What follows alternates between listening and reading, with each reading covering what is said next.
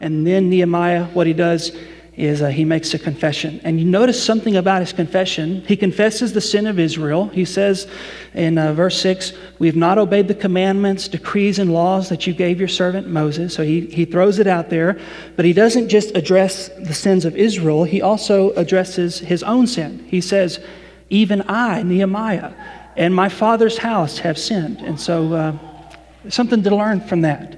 Nehemiah recognizes a very important leadership principle, and that is that, and not just leadership principle, this applies for everything. America's sins are my sins.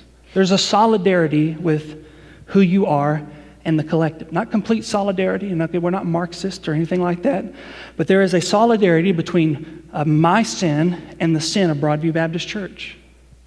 This is a body. This is a collective. There's a sense of solidarity that if there's a leader, the leader must recognize that he's one with the people. And just as there may be sinners out there, there's also a sinner in here. Do you see that?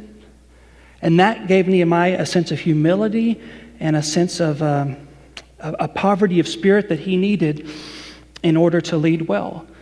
And how easy is it if God gives you a burden? Maybe He's asked you to change something on a national scale. Maybe He's called you to change something in the church.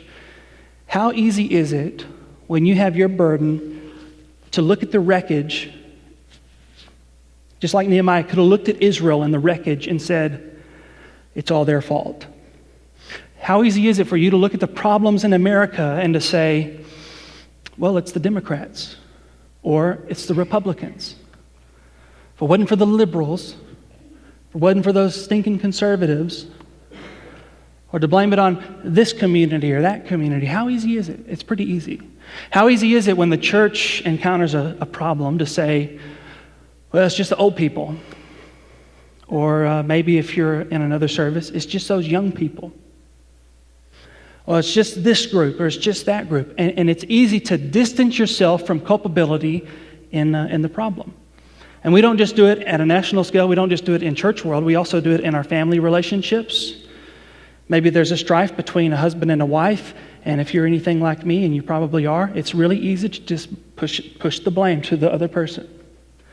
It's all their fault. Maybe there's strife between a mom and a child, maybe a dad and a child. Well, I'm the father. I can't be in the wrong.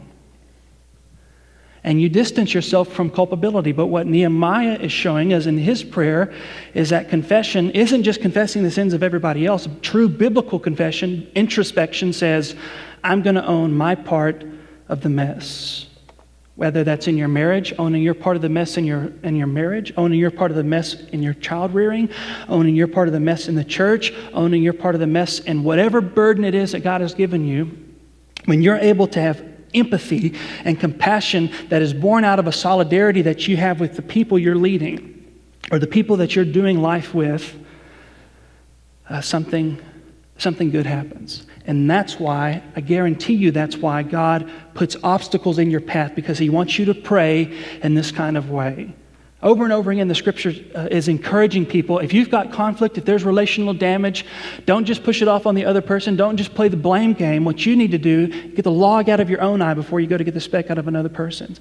Look in the mirror first, and then go and be reconciled to your brother. That's biblical confession. That's what Nehemiah is doing. So